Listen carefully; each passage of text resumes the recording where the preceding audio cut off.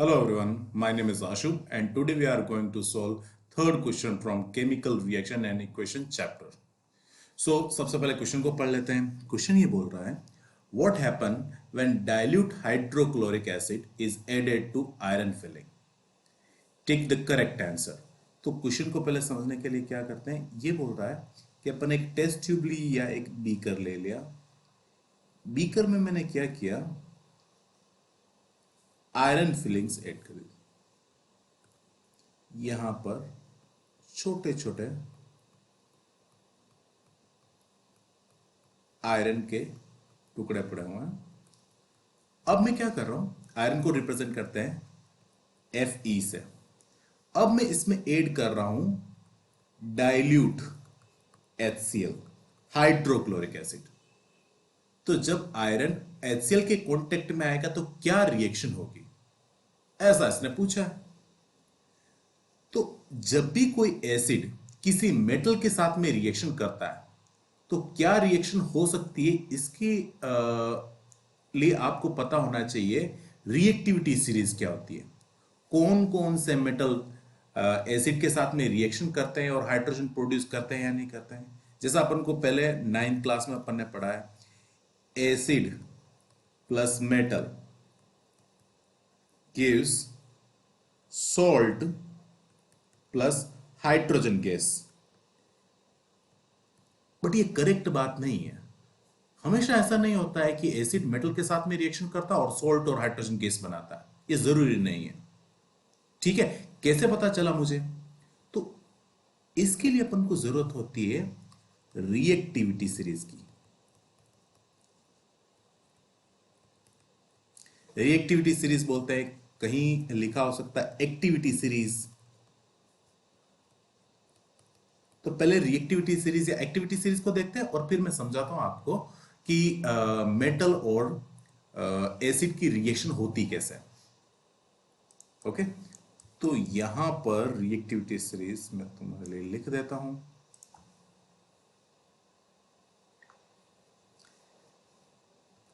तो यहां पर मैं लिख रहा हूं सबसे ऊपर पोटाशियम, देन है सोडियम। ओ, पोटाशियम को पी लिख दिया, देखो गलती कर दी मैंने।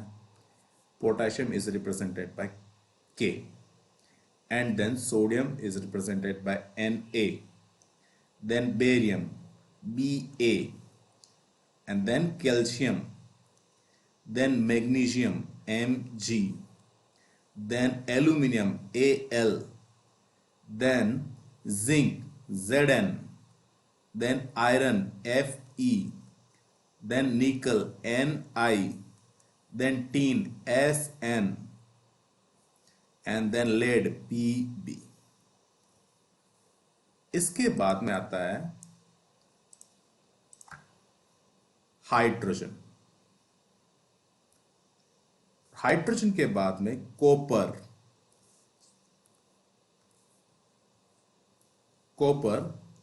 then mercury is represented by Hg, then silver represented by Ag, and then इससे कम रिएक्टिव है gold is represented by Au, and then platinum Pt, sorry. ये रिएक्टिविटी सीरीज है। अब रिएक्टिविटी सीरीज का एक्चुअल में मीनिंग क्या है, इस रिएक्टिविटी सीरीज में अपन जैसे जैसे डाउन जाएंगे मेटल की रिएक्टिविटी या जो भी यहां पर आ रहे हैं उनकी रिएक्टिविटी रिड्यूस होती चली जाएगी। पोटाशियम जो है वो जल्दी से रिएक्शन कर सकता है, इसका मतलब बहुत रिएक्टिव है, और प्लेटिनम जल्दी से रिएक्ट नहीं करता है। आपने घर पे भी देखा होगा, जो गोल्ड की ज्वेलरी होती है या सिल्वर की ज्वेलरी होती है, प्लेटिनम की ज्वेलरी होती है। ज्वेलरी क्यों होती है वो, क्योंकि वो ऑक्सीजन के साथ में या दूसरी चीजों के साथ में रिएक्शन नहीं करती है। और कभी आपने पोटाशियम की ज्वेलरी देखी है या ऐसा कोई भी आर्टिकल देखा जो पोटाशियम से बना हो या सोडियम से बना हो? नहीं, क्योंकि इनमें क्या है, ये बहुत ज्यादा रिएक्टिव है और जल्दी से रिएक्शन कर लेता है, और जल्दी से रिएक्शन करके क्या बनाते हैं, कोई कंपाउंड बनाता है, और उस कंपाउंड की कोई ज्वेलरी नहीं बन सकती है, कोई आर्टिकल नहीं बन सकता। That's why. तो यहां पर देखते हैं अपन ये रिएक्टिविटी सीरीज आपको अच्छी तरीके से याद कर लेनी है। और इसका क्या मतलब है, इसको कैसे रीड किया जाता है। तो यहां पर है एक हाइड्रोजन, इसको बोलता है अपन रेफरेंस पॉइंट। हाइड्रोजन से ऊपर की तरफ जो भी मेटल है वो हाइड्रोजन से ज्यादा रिएक्टिव है, और हाइड्रोजन के नीचे की तरफ जो भी मेटल है वो क्या है, हाइड्रोजन से कम रिएक्टिव है। अब अगर आयरन और हाइड्रोजन को कंपेयर किया जाए तो HCl, ये हाइड्रोजन का सोर्स मैं बता रहा हूं, HCl हाइड्रोक्लोरिक एसिड लिया था अपन ने। अब यहां पर कंपेयर करें तो ज्यादा रिएक्टिव कौन है, ऊपर की तरफ मोर रिएक्टिव और नीचे की तरफ लेस रिएक्टिव।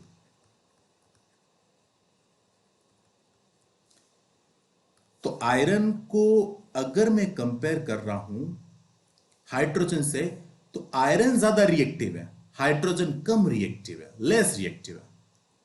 तो जो ज्यादा रिएक्टिव होता है वो कम रिएक्टिव को रिप्लेस कर देता है। मैं यहां पर 2HCl ले रहा हूं, 2HCl ले रहा हूं एंड यहां से दो हाइड्रोजन को हटा दूंगा। पहला हाइड्रोजन और दूसरा हाइड्रोजन दोनों मिलके क्या बना देंगे, H2। और देखो 2HCl था तो Cl भी 2 है, ये मैंने Cl2 लिख दिया। और आयरन कितना है, 1, FeCl2 बन जाएगा और हाइड्रोजन गैस लिबरेट हो जाएगी इस तरीके से। तो आप इनमें से कोई भी मेटल लीजिए, वो HCl के साथ में रिएक्शन करके हाइड्रोजन गैस लिबरेट करेगा। बट अगर मैं बात करूं कॉपर की और इसी को HCl के साथ में रिएक्शन करवाता, मान लो ये मैंने HCl लिख दिया, तो यहां पर ज्यादा रिएक्टिव कौन है, हाइड्रोजन है। तो हाइड्रोजन रिएक्टिव है, वो कॉपर से रिप्लेस नहीं हो पाएगा, लेस रिएक्टिव।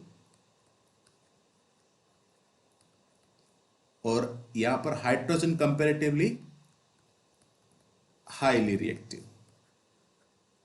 कंपैरेटिवली। तो हाइड्रोजन को कॉपर रिप्लेस नहीं कर सकता।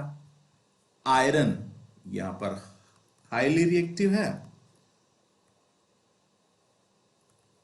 और हाइड्रोजन इसके कंपेयर में लेस रिएक्टिव है। लेस रिएक्टिव है, इसका मतलब है लेस रिएक्टिव को रिप्लेस किया जा सकता है। ओके, तो ये रिएक्शन हो गई, FeCl2 बन गया, हाइड्रोजन लिबरेट हुई है। अब अपन ऑप्शन पे आते हैं, जितने भी ऑप्शन है अपने पास में उन सभी को देखते हैं। तो ये देखो रिएक्शन वापस यहां पर लिख देता हूं मैं तुम्हारे लिए। Iron plus 2HCl is giving us FeCl2 ferrous chloride and hydrogen gas. तो hydrogen gas and iron chloride are produced, correct. Iron chloride भी बन रहा है और हाइड्रोजन गैस भी जनरेट हो रही है। दूसरा, chlorine gas and iron hydroxide are produced. क्या ऐसा हो रहा है, क्या क्लोरीन गैस बनी है, नहीं बनी है। क्या आयरन का हाइड्रोक्साइड, आयरन का हाइड्रोक्साइड का मतलब होता है FeOH होल थ्राइस, ये हाइड्रोक्साइड है, ठीक है। क्या ये सब्सटेंस बना, नहीं बना। नो रिएक्शन टेक प्लेस, क्या ऐसा हुआ, क्या नहीं हुआ। नो रिएक्शन टेक प्लेस ये कब होगा, जब हाइड्रोजन के नीचे की तरफ जो एलिमेंट्स हैं या मेटल हैं, उस रिएक्टिविटी सीरीज में हाइड्रोजन रेफरेंस पॉइंट से नीचे की तरफ जो मेटल हैं वो HCl के साथ में या हाइड्रोजन के जो एसिड्स होते हैं उनके साथ में रिएक्शन नहीं करेंगे। जो ज्यादा रिएक्टिव हाइड्रोजन से ऊपर वाले हैं वो सभी रिएक्शन करेंगे, हाइड्रोजन से नीचे वाले रिएक्शन नहीं करेंगे, कोई भी मेटल हो। ओके, तो ये ऑप्शन भी करेक्ट नहीं है। Iron salt and water are produced, iron का सोल्ट तो बना है बट वाटर नहीं बना है। देखो सोल्ट का मतलब होता है, अभी तक आप ये समझते थे कि सोल्ट का मतलब होता है, कभी भी पूछा जाता आपको सोल्ट क्या है तो आप आंसर कर देते हैं NaCl। But NaCl table salt होता है, नॉट सोल्ट। आपको अगर कोई पूछे कि टेबल सोल्ट क्या है तो NaCl है। सोल्ट क्या है, सोल्ट के लिए आपको याद रखना है, एक तो होना चाहिए केटायन और एक उसके साथ में होना चाहिए एनायन। केटायन का मतलब होता है पॉजिटिव आयन और एनायन का मतलब होता है नेगेटिव आयन। ये जब भी आपको साथ में मिले तो उसको आप बोल सकते हो सोल्ट। ठीक है, जैसे मैं लिखूं O2, ऑक्सीजन गैस है, सोल्ट नहीं है, क्योंकि ना तो इस पे केटायन है ना एनायन है। बट अगर मैं बात करूं CaCl2, तो यहां पर कैल्शियम केटायन है और क्लोरीन क्या है, एनायन। बट इसमें इतना ध्यान रखना है आपको कि ये सोल्ट तभी कहलाएगा जब ये 25 डिग्री सेल्सियस पर सॉलिड स्टेट पर हो। जैसे मैं कह दूं यार कि HCl होगा क्या, HCl नहीं हो सकता सोल्ट। क्यों नहीं हो सकता? क्योंकि ये तो एक लिक्विड सब्सटेंस है, लिक्विड या गैसियस स्टेट में होता है HCl। तो आपके लिए अभी पहचानने का तरीका है, एक metal with anion, metal cation with anion. Metal पे पॉजिटिव चार्ज होना चाहिए और उसके साथ में एनायन होना चाहिए, कोई भी नेगेटिव चार्ज वाला, तो उसको बोलते हैं अपन सोल्ट। आगे जाके आप कुछ और भी ऐसे सब्सटेंस पढ़ेंगे जिसमें मेटल था ही नहीं, एनायन उसके साथ में था और वो भी सोल्ट था। बट अभी के लिए आप इतना समझ लीजिए, एक मेटल के साथ में कोई भी एनायन हो तो वो सोल्ट कहलाता है। ओके, तो आयरन सोल्ट, क्या ये आयरन सोल्ट है? यहां पर देखो मेटल है और मेटल के साथ में क्लोराइड एनायन है, तो ये एक सोल्ट है। किसका सोल्ट है? आयरन का सोल्ट है। ओके, तो यहां पे चारों ऑप्शन देखने पर पता चल रहा है अपना फर्स्ट ऑप्शन जो है वो करेक्ट है। Hydrogen gas and iron chloride are produced. Okay, इस तरीके से आपको क्वेश्चन पढ़ना है या सोल्व करना है। ओके, चलो गुड बाय।